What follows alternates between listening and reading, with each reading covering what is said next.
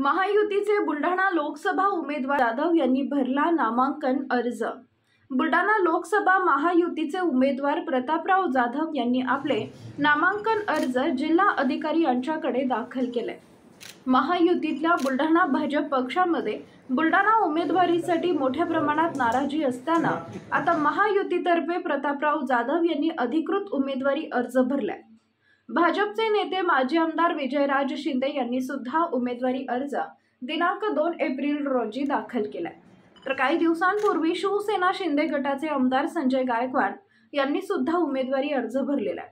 मात्र ते आज प्रतापराव जाधव यांच्यासोबत सुद्धा नामांकन अर्ज भरण्यासाठी जिल्हाधिकारी कार्यालयात दिसून आले। आमदार संजय गायकवाड व माजी आमदार विजयराज शिंदे यांच्या उमेदवारी अर्जावरून बुलढाणामध्ये राजकीय वातावरण चांगलेच तापलेलं आहे। मात्र प्रतापराव जाधव यांनी आता हा लोकसभा उमेदवारीसाठी अर्ज भरलेला आहे। मागील 2019 मध्ये त्यांनी आपली हॅट्रिक पूर्ण केलेली आहे।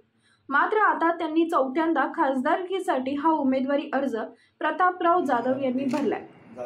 मात्र त्यांना यावेळेस यश येते की नाही हे तर आता येणारा काळच ठरवेल, कारण की महायुतीमध्ये नाराजीचा मोठा सूर दिसून येत आहे। अशातच यांचे काम महायुती करेल का हा मोठा संभ्रम मात्र जिल्ह्यामध्ये मतदारांच्या मनामध्ये निर्माण झालेला आहे। ब्युरो रिपोर्ट, आपला विदर्भ लाईव्ह, बुलढाणा।